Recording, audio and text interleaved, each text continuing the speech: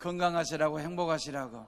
예, 우리 하나님이 함께 하시니까 우리 2층에도 많이들 오셨는데 우리 사무실에도 다시 한번 인사합니다. 하나님이 함께 하십니다. 건강하십시오. 인사하십시오.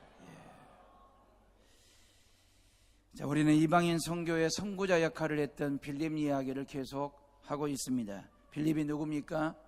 한 번에 3,000명을 전도한 베드로 같은 사람입니까? 아닙니다. 아니면 그 유명한 복음 전도자요 교회 개척자였던 바울 같은 인물입니까? 아닙니다. 그렇다고 예수님의 12 제자 중에 한 사람입니까? 그것도 아닙니다. 도대체 빌립이라는 사람은 어떤 사람이었느냐? 아주 평범한 사람이고 평신도였습니다.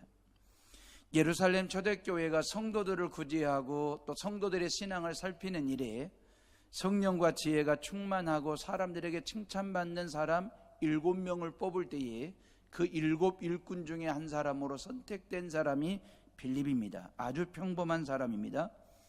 스데반 집사님이 복음을 증거하다가 복음 전하다가 이제 순교를 당하면서 기독교 학회가 본격적으로 시작이 되잖아요.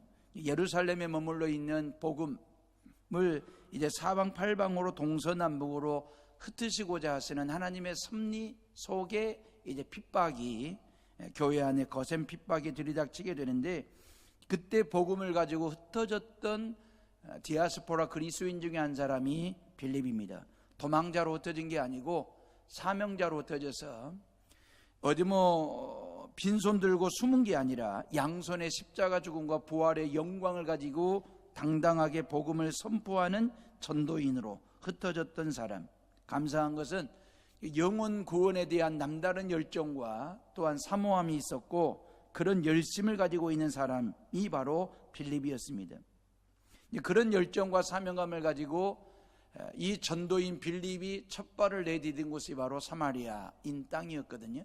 사마리아는 어떤 땅이냐면 이스라엘 땅이기는 한데 버려진 땅, 멸시천대를 받는 그런 외면당하는 땅이었습니다. 사마리아인들이 어떤 사람들입니까?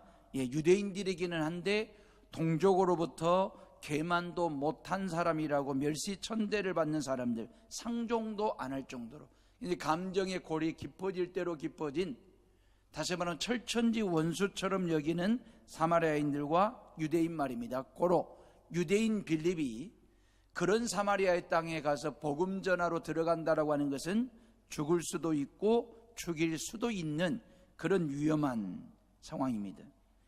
어찌 보면 유대인 빌립, 유대인이 사마리아인들을 개처럼 취급했으니까 개처럼 취급한 사람이 사마리아 땅에 왔을 때에 개처럼 취급당한 사람들이 개 패듯이 얼마든지 그렇게 핍박을 가할 수 있거나 두들겨 팰 수도 있는 그런 위험하고도 스데반처럼 순교할 수도 있는 땅, 그 땅이 바로 사마리아입니다. 그럼에도 불구하고 빌립은 복음을 들고 사마리아로 갔고, 이유는 다른 게 아닙니다. 영혼 구원에 대한 열정과 그 열심이 있었기 때문에 죽을 각오하고 사마리아인들에게 예수님 믿고 구원받으라고, 죄사함 받고 하나님의 자녀가 되는 권세를 얻으라고 복음 전하러 들어간 것입니다. 예수님이 부활 승천하시면서 하신 말씀이 있지요. 오직 성령이 너희에게 임하시면 너희가 권능을 받고 온 유대와 사마리아와 땅끝까지 할 때에, 예수님께서 지상명령을 내리실 때에 사마리아라고 하는 지명을 말씀하셨거든요. 그걸 전도인 빌립은 하나님 아버지의 마음을 헤아려서 그 사마리아 땅에 죽을 각오를 하고 복음을 들고 들어가 하나님의 말씀을 증거하는 복음의 종자가 됐거든요. 그래야 할 때에 놀라운 사마리아 땅에 변화의 역사가 일어나게 되지 않습니까? 놀라운 기적이 일어났죠. 병든 자가 고침을 받았죠. 중풍병 걸린 자가 일어나 걷게 됐죠. 귀신 들린 자가 쫓겨나게 됐죠. 그러면서 사마리아인들이 예수님 믿고 회심을 하고 세례를 받는 그런 놀라운 기적의 역사가, 특별히 마술사 시몬까지 예수님을 따르는 제자가 되겠다라고 그런 변화가 일어났으니까요. 그래서 사마리아에 큰 기쁨이 있었더라, 큰 성과가 있었더라 라고 하는 얘기잖아요. 예루살렘 교회에서 베드로 목사와 요한 목사가 이 사마리아 땅을 방문해 가지고 격려할 정도로 사마리아에는 말입니다, 복음의 볼모지였는데 복음의 황금어장으로 바뀌고 있는 그런 상황입니다. 그런다고 볼 때에 빌립을 싫어할 사람이 누가 있겠어요? 사마리아인들 중에. 그지요? 뭐 빌립이 전하는 복음을 거부할 사람들이 누가 있겠습니까? 어찌 보면 빌립은 사마리아 땅에서 인정받고 말입니다. 모든 사마리아인들로부터 인정받는 사람 중에 한 사람, 그리고 그 복음이 먹히는 상황 말입니다. 전도활동의 피치를 끌어올릴 수 있는 중요한 타이밍이거든요. 어찌 보면 이 전도인 빌립이 사마리아의 땅에서 목회를 한다면 그 목회는 성공적인 목회가 될 것이고 인정받고 안정적인 목회가 됐을 것입니다. 교회를 개척했다면 급성장하는 부흥하는 교회가 되었을 것이고, 성전이라도 하나 번듯하게 지어놨으면 그 성전으로 수많은 사람들이 아마 인산인해를 이루면서 아마 그 교회는 부흥했을 거고, 빌립의 목회는 성공적인 목회를 했을 것이고 탄탄대로 했을 것입니다. 그런데 성령께서 새로운 사명을 빌립에게 줘요. 26절의 말씀 보면 주의 사자가 빌립에게 말하여 이르되 일어나서 남쪽으로 향하여 예루살렘에서 가사로 내려가는 길까지 가라 하니 그 길은 광야라 그랬어요. 광야로 가라는 것입니다. 광야는 사람이 없어요. 목회할 수 있는 곳이 아닙니다. 교회를 개척할 수 있는 곳도 아닙니다. 복음 전할 수 있는 땅도 아닙니다. 복음 들어줄 사람도 없는 곳이 바로 광야입니다. 외로운 곳입니다. 고독한 곳입니다. 맹수들, 짐승들의 공격이 있을 수 있는 위험한 땅입니다. 아니 지금 사마리아 땅에서 전도활동 왕성하게 잘하고 있다니까요. 안정적으로 말입니다. 사마리아 땅을 황금어장으로 바꾸고 있는 그런 놀라운 복음사역자 전도활동을 하고 있는 그 전도인 빌립에게 말이에요. 왜 성령은 광야로 가라고 말씀하셨을까? 그 말이에요.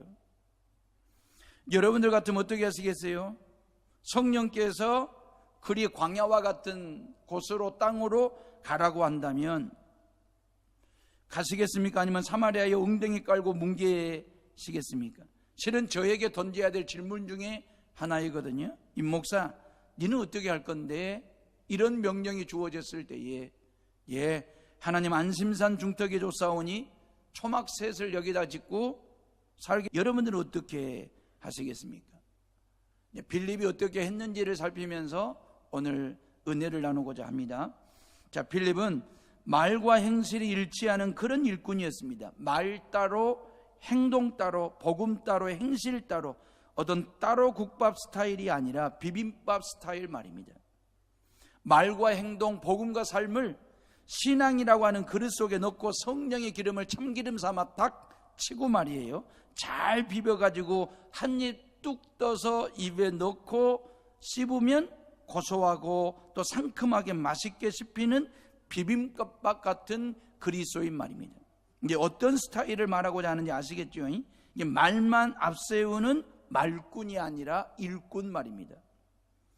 말도 하고 일도 하고 일도 하고 말도 하는 그런 일꾼 말이에요. 우리가 흔히 지레짐작하는 생각 중에 하나가 복음 전하는 목사나 애들 학생들 가르치는 선생님은 입으로 말로 풀어먹는 직업을 가지고 있는 사람, 뭐 그렇게 지레짐작하는 경우들이 있잖아요. 물론 말로 입으로 풀어먹고 사는 직업인 것만은 사실입니다. 근데 그것이 우리가 보편적으로 얘기할 때는 그렇게 받아들이고 저도 수용을 합니다. 근데 우리가 부정적인 관점으로 얘기할 때에 말뿐인 사람, 입으로 풀어먹고 사는 사람이라고 할 때에는 왜 그렇게 비아냥거리듯이 얘기하냐면, 말만 하고 입으로만 얘기하고 전혀 말대로 살지 않고 가르친 대로 선포한 대로 살지 아니하고 삶의 배경이 없을 때에 일에 능률이 없거나 어떤 성과가 없는 말뿐인 말만 하는 삶을 살게 되면 우리는 그 사람을 말꾼이라고 이야기합니다. 목사가 그럴 수 있다 그 말이에요. 여러분들이 그럴 수 있다 그 말이에요. 말 잘하는 목사가 아니라 잘 말하는 목사가 돼야 되는데, 그죠? 저와 여러분들 모두가 다 말입니다. 여러분들이 볼 때 이 목사 진짜 말 잘해, 말 많아, 근데 그런 목사가 아니라 진짜 잘 말하는 목사 말입니다. 모든 부모님들이 애들 앞에서, 자녀들 앞에서 우리 엄마 아빠는 진짜 말 잘해, 말 많아, 말 많은 부모, 그러면 이건 부정적인 관점으로 얘기하는 거거든요. 진짜 부모는 자녀들 앞에서 말 잘하는 부모가 아니라 잘 말하는 부모 말입니다. 목사는 성도들 앞에서 말 잘하는 목사가 아니라 잘 말하는 목사 말입니다. 여수 시민들이 해오른 교회를 다니는 해오른 교회 교인들은 진짜 말 많아, 말 많은, 말 잘하는 그런 교인들이라고 평가를 받는 성도들이 아니라 진짜 잘 말하는, 적재적소에 정말 지혜롭게 모든 사람들과 함께 공감하고 공유할 수 있는, 마음을 트고 지낼 수 있는 진짜 잘 말하는 엄마 아빠 성도 목사 되는 그런 교회, 그런 성도들 되시기를 주의 이름으로 축복합니다. 빌립은 말과 일의 균형 잡힌 전도 사역을 했습니다. 몸으로 실천하고 행동으로 보여주는 전도자 말입니다. 안정적이고도 성공적인 지금 목회를, 전도 활동을 하고 있는 사마리아 땅을 떠난다라고 하는 것은 어찌 보면 쉬운 일이 아니거든요. 그런데 성령께서 메마른 땅 광야로 가라고 할 때에 두말하지 않고 순종했고 행동으로 옮겼고 달려갔습니다. 전도 활동의 상승 곡선을 긋고 있잖아요. 피치를 끌어올리고 있는데 아무도 없는 광야로 가라는 성령님의 명령은 이성적으로 생각해 보면 따질 만한 여지가 있거든요. 그럼에도 불구하고 성령의 명이시기에 순종한 것입니다. 요 한마디 말로 되는 게 아니라 정말 전도인 빌립은 말입니다. 하나님께서 말씀하시고 성령이 감동을 주실 때에 모든 걸 다 내려놓고라도 그걸 행동으로, 행실로 옮길 줄 아는, 말과 일과 말과 행동의 어떤 그 조화를 이루는 그런 믹서된 삶을 살아가고 있는 신앙인의 모습 말입니다. 여기서 예수님의 12제자 중에 빌립이 있지요. 동명이인이잖아요. 사도 빌립이 있습니다. 이 빌립 이야기를 좀 하고 넘어가겠습니다. 베세다 광야에 수많은 사람들이 모였습니다. 예수님은 가르치고 수많은 사람들이 가르침을 받고 있습니다. 가르치고 배우다가 보니까 저녁 때를 놓친 것입니다. 장소는 빈들 광야였습니다. 타이밍은 저녁 무렵이 되었습니다. 그리고 사람들은 많았습니다. 이제 저녁이 됐으니까 끼니 해결을 해야 되지 않겠습니까? 그때 12제자들이 예수님께 뭐라고 권면을 하냐면, 예수님, 우리에게는 먹을 것이 없으니까 이 모든 사람들 동네 밑으로 내려보내가지고 동네 가서 끼니를 해결하라고 합시다 그랬습니다. 그때 예수님께서 생뚱맞게 너희들이 먹을 것을 주어라 그리 말씀하셨거든요. 아니, 제자들 자기들 끼니도 없는데 남자 장정만 5,000명이라고 했으니까 얼마나 많은 사람들이 그 베세다 광야에 있는지는 상상이 가는 대목이잖아요. 근데 너희들이 먹을 걸 주라고 얘기했습니다. 제자들이 볼 때 이건 이성적으로, 상황적으로, 정황상 안 되는 얘기거든요. 불가능한 얘기거든요. 그래서 예수님께 이성적으로 따지고 싶었을 때에 사도 빌립이 나서잖아요. 예수님, 이 수많은 사람들을 먹이려고 하니까 200데나리온의 돈이 있어야 됩니다. 이게 뭐 스마트폰이 있는 것도 주판이 있는 것도 아닌데 사도 빌립은 말입니다. 이 정황을, 정확한 판단을 통해서 계산적인 정확한 계산을 해놓은 거예요. 200데나리온의 돈이 있어야 이들의 배를 채울 수 있습니다. 끼니를 해결할 수 있습니다. 사람이 말입니다. 어찌 보면 주변 정세에 대해서 밝고 말입니다. 상황에 대한 판단 능력이 있고 말입니다. 이해력이 있고 말입니다. 지극히 정확한 계산 능력을 가지고 있는 두뇌를 가지고 있다라고 하는 것은 좋은 것입니다. 부러운 일입니다. 근데 그 사도 빌립은 말로 푸는 거잖아요. 지금 200데나리온의 돈이 있어야 돼. 말로 푸는 거잖아요. 다시 말하면 거기에 빈들 아무것도 없습니다. 떡집이 있기를 합니까? 광야입니다. 설령 200데나리온의 돈이 있다 할지라도 빵을 만들 수 있는 어떤 여건이, 시간은 없고 돈은 없고 빵도 없고 떡도 없고 아무것도 없습니다. 아무것도 없는데 예수님이 계십니다. 아무것도 없는데 예수님이 있으면 된다라고 하는 그 믿음과 그 기대감이 말로 풀어내는 이 사도 빌립에게는 그 믿음이 없었다라고 하는 것.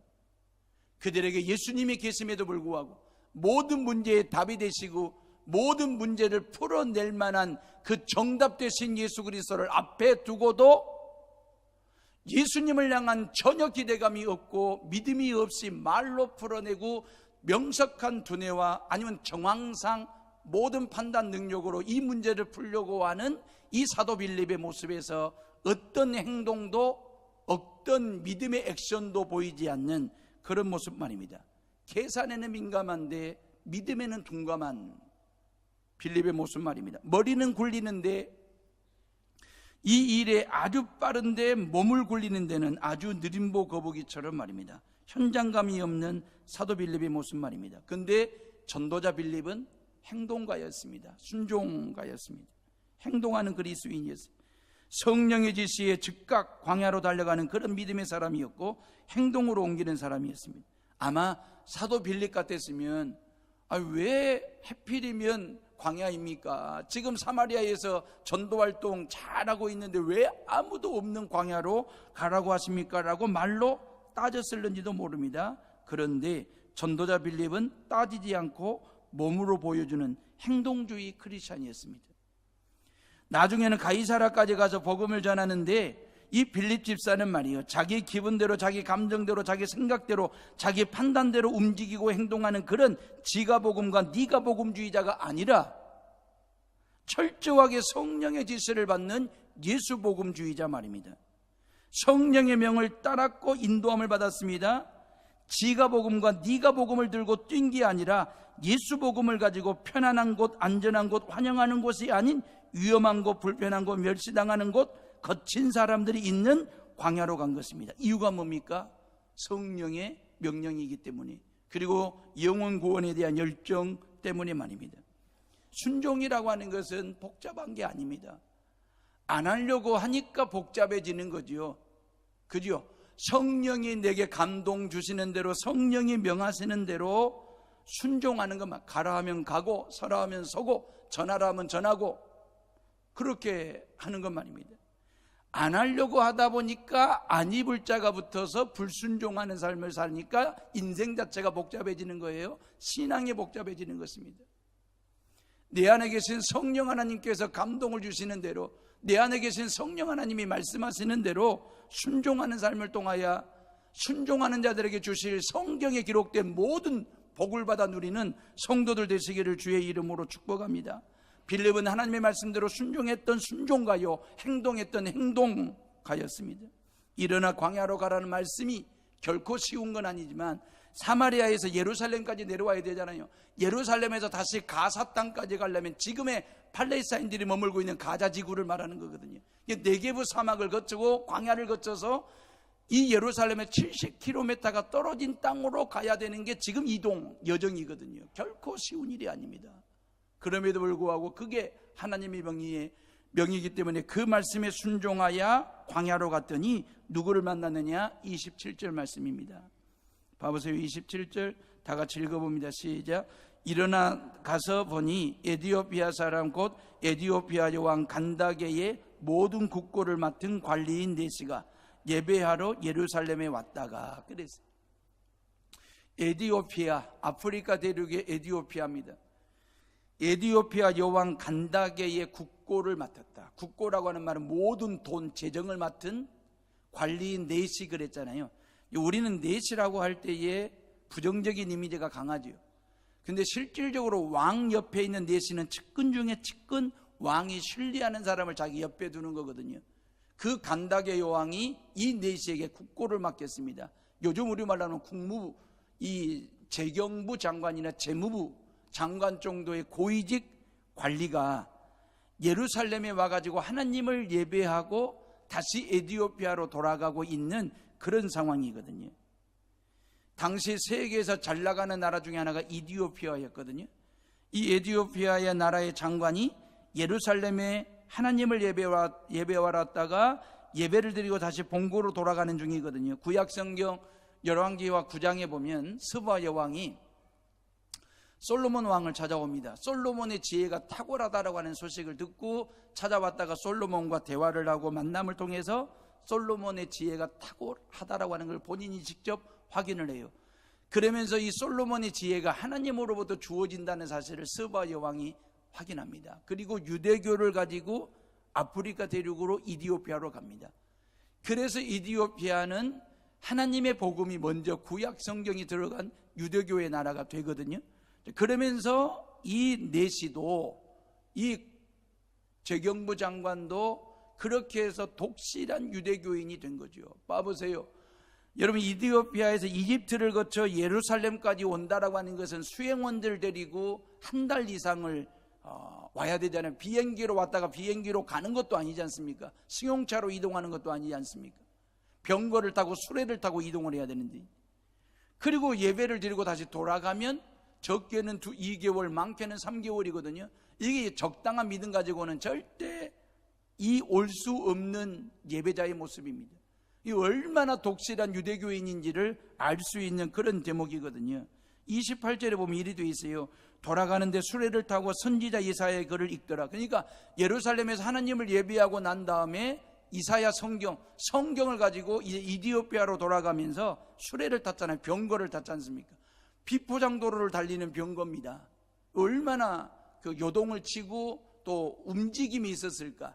근데 그 수레 위에서도 이 내시는 말입니다. 성경을 읽는데 하나님을 예배하고 난 다음에 하나님에 대해서 더 깊이 알기 위해서 성경을 진지하게 묵상하면서 읽고 있는 그런 상황이거든요. 이 얼마나 열정적인 믿음을 가지고 있는 사람인지를 알 수 있잖아요. 성경 읽고 묵상하다 보면 하나님을 더 깊이 알 수 있거든요. 하나님에 대해서 더 폭넓게 알 수 있고 하나님을 더 짙은 만남을 가질 수 있는 거거든요. 왜냐하면 성경 안에 모든 근원이 들어있고 기준이 들어있고 진리가 들어있고 답이 들어있고 우리가 가야 할 삶의 길이 성경 안에 들어있고 복이 있고 각종 비밀이 들어있기 때문에, 그래서 세상은 성경을 보고 캐논이라고 말하고 바이블이라고 이야기하거든요. 모든 교훈과 가르침의 기준이 된다는 말이고, 법의 기준이 되고 삶의 기준이 되고 인생의 기준이 되고 영적인 기준이 되기 때문에 캐논이라고 말하고 바이블이라고 이야기를 하는 거거든요. 이 이디오피아 여왕 간다게의 내시가 비포장도로를 달리는 병거 위에서까지 성경을 진지하게 읽는 그 자세가 말이에요. 아프리카 대륙을 긴장하게 하는 거 아니겠습니까? 이디오피아를 긴장하게 하는 거 아니겠습니까? 말씀을 사모하는 자세, 하나님에 대해서 더 깊은 깨달음을 얻고자 하는 열정적인 자세가 유대교인 이 내시를 기독교인 내시로 바꿔놓는 변화의 역사 말입니다. 이디오피아를 아프리카 대륙에서 가장 먼저 복음을 접한 나라로 바꿔놓는 일에 이 내시의 손에 들려진 성경책 한 권이 출발점이 말입니다. 사자가 자세를 바꾸면 밀림이 긴장한다. 이 CF 문구 하나로 벤츠는 세계인들의 머릿속에 어떤 차이인지를 각인시켰습니다. 사자가 자세를 바꾸면 밀림이 긴장을 한다. 맞습니다. 내시 한 사람이 자세를 바꿀 때 이디오피아가 긴장하고 기독교 국가로 바뀌는 역사. 그리스도인들이 자세를 바뀌면 세상이 긴장을 합니다. 저와 여러분들이 예수님처럼 삶의 자세를 바꾸어 세상을 긴장시키는 그리스도인들이 돼야지, 세상 앞에서 긴장하고 쪼는 그런 그리스도인이 되어서는 아니 되는 거 아니겠습니까? 우리가 예수님처럼 자세를 바꾸면 대한민국이 긴장하고 여수가 긴장하고 이단 사이비들이 긴장하고 사탄 마귀가 긴장하게 될 줄로 믿습니다. 여러분 29절 말씀 봐보세요. 29절에 보면 성령이 빌립더로 이르시되 이 수레로 가까이 나아가라 하시거늘 그래서 계속해서 성령이 명하시는 대로 빌립이 순종하는 것을 보게 됩니다. 성령의 지시에 따라 빌립은 순종했는데 이 병거 위에서 이사야 53장을 읽고 있거든요. 아시잖아요. 고난받는 종에 대한 얘기. 다시 말하면 이 고난받는 종이 왜 고난을 당하는지, 왜 이런 고난을 당해야 되는지, 지금 이 내시는 성경을 읽으면서도 고난받는 종이 누군지를 모르고 왜 이런 고난을 받아야 되는지를, 그 이유를 모르고 그냥 성경만 읽으면서 가고 있는 중이거든요. 그때 빌립이 읽는 것을 깨닫느뇨 물었습니다. 그때 이 내시가 하는 말이 31절에 가르쳐주는 사람이 없는데 어떻게 깨달을 수 있겠느냐, 그렇게 대답을 했어요. 여러분, 빌립한테 병거 위로 올라와서 가르쳐달라고 부탁을 하고 있거든요. 참 겸손한 사람이었습니다. 일국의 국고를 맡은 장관입니다. 일국의 장관이라고 한다면 몰라도 안다고 교만 떨 법도 하고 남루하고 최초한 전도자 빌립을 외면할 법도 한데 모른다라고 솔직하게 시인했어요. 그리고 자기가 앉아있는 그 자리까지 이 전도자 최초한 빌립을 올라타게 하고 자기 자리를 내주면서까지 모르고 있는 이 성경 내용을 알려달라고 고백하고 있는 겸손한 사람 네시의 모습 말입니다. 물은 낮은 곳으로 흘러가듯이 하나님의 은혜도 겸손한 것으로 겸손한 사람에게 흘러들어갑니다. 겸손함은 축복 중에 축복입니다. 은혜 받은 사람의 성품 중에 하나가 뭔지 아십니까? 겸손입니다. 저와 여러분 모두가 올 한 해도 겸손 또 겸손하여 땅 속에 부어지고 채워지는, 그래서 그 은혜를 가지고 은혜스럽게 살아가는 성도들 되시기를 주의 이름으로 축원합니다. 빌립은 말이에요, 십자가 고난받기 위해서 세상에 오신 하나님의 아들 예수 그리스도에 대해서 설명해 준 거예요. 그 고난받으시는 분이 구약 성경에 예언되고 약속된 하나님의 아들 메시아라고 하는 사실, 그 예수 그리스도의 십자가의 죽음과 부활을 믿을 때에 된다는 사실에 대해서 가르쳐 줬습니다. 그 네시에게. 그랬던 이 네시가 볼 때에 놀라운 충격적인 메시지를 들은 거죠. 왜요? 그 메시아가 바로 예수라고 하는 사실에 대해서 누구도 어떤 누구도에게도 들어본 적 없고 가르침 받은 적이 없는데 빌립을 통해서 새로운 사실을 확인하고 있습니다. 그래서 36절 다 같이 봐보세요. 36절을 다 같이 읽어봅니다. 시작. 길 가다가 물 있는 곳에 이르러 그 네시가 말하되 보라 물이 있으니 내가 세례를 받음에 무슨 거리낌이 있느냐 그랬어요. 유대교인 그리고 세례를 베풀어 달라고 간청하고 있는 것이거든요. 빌립이 성령님의 말씀에 순종했을 때에 네시가 그리스도인으로 거듭나는 기적이 일어났잖아요. 그 한 사람 네시를 통해서 하나님은 이제 이디오피아 한 나라를 당신의 나라로 만들고자 하시는 그런 프로젝트를 세우고 계시는 것입니다. 이디오피아에서 예루살렘으로 올 때에는 유대교인으로 왔습니다. 예수님을 모르고 왔습니다. 성령 체험한 적 없이 왔습니다. 이제 다시 이디오피아로 돌아갈 때에는 거듭난 그리스도인이 되어서 돌아갑니다. 예수님을 마음의 중심에 모시고 돌아가는 사람이 되었고 성령 충만하게 체험한 사람이 되었고 이제는 복음의 종자가 되어서 씨앗이 되어서 이디오피아 땅으로 돌아가는 사람이 되었습니다. 이게 하나님이 하시는 일입니다. 하나님의 말씀을 깨달을 때에 내 개인이 변화가 일어납니다. 내가 변화되면 우리 가족이 변화가 됩니다. 가족이 변화되면 공동체가 변화가 됩니다. 공동체가 변화가 되면 나라와 민족이 변하여 세상이 바뀌는 역사, 고로 네시처럼 말씀을 깊이 깨닫고 은혜를 받는 성도들 되시기를 주님의 이름으로 부탁을 드리면서 말씀 붙들고 살아가는 여러분들 한 사람의 변화를 통해서 여러분들의 가정과 공동체가 변화되는, 그래서 이 대한민국이, 이 한반도가 하나님의 땅으로 거듭나는 변화되는 역사가 일어날 수 있기를 주님의 이름으로 축원합니다. 사랑하는 해오름의 식구들이여, 말씀을 읽을 때나 들을 때 어떻게 깨닫느냐 하면 디모데후서 3장 16절에 보면 모든 성경은 하나님의 감동으로 되어 있고 그랬잖아요. 모든 성경은 하나님의 감동으로 되어 있다. 이 말은 하나님의 마음으로 되어진 게 성경입니다. 그러면 우리의 마음이 하나님의 마음이 될 때에 말씀을 읽거나 들을 때에 깨달음의 역사가 오는 것입니다. 내가 하나님의 말씀을 깨달을 때에 내 안에 울림이 생기는 것입니다. 그 울림이 곧 회심으로 이어지게 되고 물과 성령으로 거듭나는 역사가 내 안에서 일어나게 되는 것이거든요. 그래서 여러분들이 주일날 예배를 드리기 위해서 이 성전에 들어오셔서 여러 가지 다양한 기도로 준비를 예배를 해야 되겠지만 여러분들이 반드시 드려야 될 기도 중에 하나가 뭐냐면, 하나님 이 시간 내 마음이 하나님의 마음으로 바뀌게 해달라고. 하나님의 마음으로 바뀌어야 하나님의 감동이 하나님의 마음으로 바뀌어야 하나님의 말씀을 들을 때에 그 말씀 울림이 되는 것입니다. 그 울림이 결국 하나님을 바라보는 믿음이 되는 이 나의 내면의 깊은 세계를 하나님의 것으로 충만하게 채우게 되는 것이거든요. 우리가 흔히 한국 크리스천들이 그런 말들을 하죠. 은혜 받았습니다. 은혜 받았습니다. 은혜였어. 은혜 받았다고 하는 얘기 말입니다. 근데 도대체 무엇에 은혜를 받았냐고 물어보면 올버불이거든요. 마땅히 은혜를 받은 것 같은데 무엇에 은혜 받았냐고 하면 답을 못해요. 그 얘기는 뭔 얘기냐면 이런 거죠. 이 강단에서 선포되는 설교가 말씀이 내 입맛에 딱 맞아떨어지는 거예요.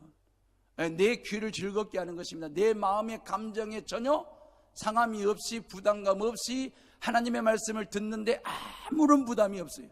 어쩜 우리 교회 목사님은 내 마음속을 들여다본 것처럼 내 마음에 딱 맞는 설교를 할까? 너무너무 입맛에 맞는, 그리고 마음에 기분 좋게 하고 생각할 때 복잡하지 않게 하는 그러한 설교, 그러한 말씀이 선포되고 들었을 때에 은혜 받았어. 그런 경우들 말입니다. 근데 은혜라고 하는 것은 내 기분이나 감정에 좌우되는 게 아니거든요. 내 생각과 동일한 것을 은혜라고 말하는 것이 아니라 하나님의 말씀을 깨닫는 것을 은혜라고 말하는 것입니다. 하나님의 말씀을 듣고 보니 내 믿음이 바른 믿음이고 내 믿음이 옳은 믿음으로 내 믿음 생활이 참 건강하다, 좋다, 괜찮다라고 하는 깨달음이 있을 때에 은혜라고 이야기하는 것입니다. 하나님의 말씀을 듣고 보니 내 믿음이 엉망이에요. 내 믿음이 이러면 안 되겠구나, 내 믿음이 이러면 안 되지라고 엉망이라고 하는 사실을 알고 깨닫는 것도 은혜이지 않습니까? 하나님의 말씀을 듣다 보니까 정말 길이 열리고 답이 보이고 내 앞을 가로막고 있는 어떤 여리고성 같은 장벽이 허물어지기도 하고 내 앞길을 가로막고 있는 홍해가 열리기도 하는 것을 확인하고 또 확신하게 될 때 우리는 은혜 받았다고도 얘기를 하는 것이거든요. 은혜는 말입니다, 하나님의 말씀을 들으면서 내 믿음이 지금 정상적이구나, 이걸 깨닫는 것도 은혜고, 내 믿음이 비정상적이구나, 엉망이구나, 이것을 깨달을 때도 은혜인 것이거든요. 마가의 다락방에서 12사도들을 비롯해서 120문 성도들이 불과 같은 성령, 바람과 같은 성령을 체험하고 성령 충만함으로 무장된 사도 베드로가 예루살렘의 한복판에 나아가서 유대인들을 상대로 해서 그들의 귀를 즐겁게 하는 설교 메시지를 전한 게 아니에요. 당신들이 예수를 십자가에 못 박아 죽였다, 당신들이 죽인 그 예수가 우리의 구세주가 되시고 그리스도가 되신다라고 당당하게 단도직입적으로 말입니다. 그들의 잘못된 일에 대해서 지적하고 정확한 메시지를 증거했습니다. 그들의 귀에는 거북한 메시지일 수도 있고 그럴 수도 있습니다. 그럼에도 불구하고 그들은 깊은 깨달음을 갖잖아요. 그 말씀을 듣는 모든 사람들이 가슴을 치면서 어찌할꼬 그러면서 하나님 앞에 통해 자복을 하지 않습니까? 듣기 거북한 설교인데 놀라운 깨달음이 왔습니다. 왜냐하면 내 입장에서 듣기 거북한 설교인지는 몰라도 하나님의 입장에서는 반드시 들어야 할 설교이기 때문에, 은혜는 내 생각에 동의되는 것이 아닙니다. 기분이나 감정이나 환경에 따라서 좌우되는 것이 아니라 하나님의 말씀이 깨달아지는 것이 은혜입니다. 내시가 받은 은혜도 말씀이 깨달아지는 은혜였습니다. 그래서 회심하고 세례까지 받은 것입니다. 그리고 이디오피아 땅에 복음의 종자가 되겠다고 가는 것입니다. 여러분 모두가 다 이 시간 말씀을 듣고 깨닫는 은혜가 있기를 주의 이름으로 축복합니다. 내시는 참으로 겸손한 사람이면서 결단력이 있는 사람이었습니다. 내가 더 이상 무엇을 주저하리요? 내게 세례를 베풀어 달라. 빌립에게 간청을 하잖아요. 몰랐던 성경 말씀을 빌립을 통해서 깨닫는 지성의 안목을 넓혔습니다. 지성의 폭을 넓히는 것만으로 끝내지 않고 세례를 받음으로 영적인 폭도 넓히고자 하는 그런 사람이 된 것입니다. 지성으로 깨달은 진리를 영적으로 새롭게 체험하는 새로운 안목을 넓히기 위해서 내게 세례를 베풀어 달라고. 그리고 그는 진정으로 예수님의 제자가 되지 않습니까? 내시는 빌립을 통해서 지적으로 예수님을 알았고 영적으로 예수님을 만나는 체험을 하게 된 것입니다. 한국교회 크리스찬들을 보면 지적으로 예수님을 누구보다도 잘 압니다. 기독교와 관련된 서적도 많이 읽고 아주 높습니다. 탁월합니다. 아쉬운 것은 영적인 수준이 점점점 낮아지고 떨어지고 있다라고 하는 점이 아쉬운 거죠. 머릿속에 담은 예수님, 지적으로 깨달은 그 예수님에 대한 모든 깨달음과 그 지적인 수준을 30cm도 안 되는 이 마음속으로 끌어당기지 못하고 내리지를 못해서 마음을 채우지를 못해가지고 영적인 수준은 자꾸 떨어지고 낮아짐으로 인하여 우리가 영적으로 가분수가 된 거예요. 영적인 가분수가 돼가지고 뒤뚱뒤뚱 하다가 꺾이거나 넘어지거나 쓰러지는 케이스들이 얼마나 많은지 모릅니다. 여러분들 모두가 다 지적인 수준도 올리시고 영적인 수준도 덩달아 올리는 성도들 되시기를 주님의 이름으로 부탁을 드립니다. 머리만 키우다가 교회 안에서 머리만 되려고 하는 경우들 말입니다. 그러면 안 되죠. 교회 안에 성령의 능력은 약화되고 사람들의 힘겨루기가 강화되면 안 되는 것입니다. 직분 가지고 키재기 하거나 직분을 가지고 사람들끼리 힘겨루기 하거나 헤게모니 싸움하는 그런 교회는 말입니다, 영적인 가분수가 되는 것입니다. 지적인 수준은 커졌는데 영적인 수준은 쫄아들고 작아들어서 성령의 능력은 약화되고 사람들의 힘겨루기만 강화되는 그런 교회는 말입니다, 언젠가는 하나님의 심판을 받게 된다라고 하는 것입니다. 우리 모두가 다 저와 여러분들 지적인 볼륨을 높이시고 영적인 볼륨도 키우셔가지고 지적으로나 영적인으로 균형 잡힌 말과 행실의 조화와 균형을 이루는 아름다운 신앙인으로 하나님 앞에 우뚝 서서 하나님의 거룩한 사역을 잘 감당하는 성도들 되시기를 주님의 이름으로 부탁을 드립니다. 하나님은 한 사람의 평범한 평신도 집사를 통해서 사마리아 땅에 복음 전하게 하시고 그 사마리아 땅이 복음의 땅이 되게 하시고 그를 다시 광야로 보내시면서 복음의 지경을 넓히시는 그 하나님, 그리고 이디오피아 여왕 간다게의 내시를 만나 그 내시에게 복음을 전하게 하시고 복음을 깨달은 다음에 회심케 하시고 그리고 세례를 받고 난 후에 이디오피아 땅의 복음의 종자가 되게 하신 것입니다. 우리 올로 목사님의 둘째 아드님 송우광 선교사님이 지금 이디오피아 땅에서 오랫동안 복음 증거하고 있습니다. 선교 사역을 하고 있습니다. 한번 오라고 하시는데도 한 번도 아직은 못 가봤습니다만, 그분들 이야기를 들어보면 이디오피아는 말입니다, 기독교의 문화와 기독교의 역사와 기독교의 문물들이 전국 각지에 얼마든지 찾아볼 수 있을 만큼, 오히려 이스라엘이 성기라기보다는 이디오피아가 더 성기다운 면을 갖추고 있는 축복의 땅, 복음의 땅이라고 이야기하는 걸 들어봤습니다. 여러분, 이 이디오피아가 아프리카 검은 대륙의 이디오피아가 복음의 땅이 되고 하나님의 땅이 된 데에는 한 사람 넷이 손바닥 위에 올려져 있던 성경으로부터 시작된 것입니다.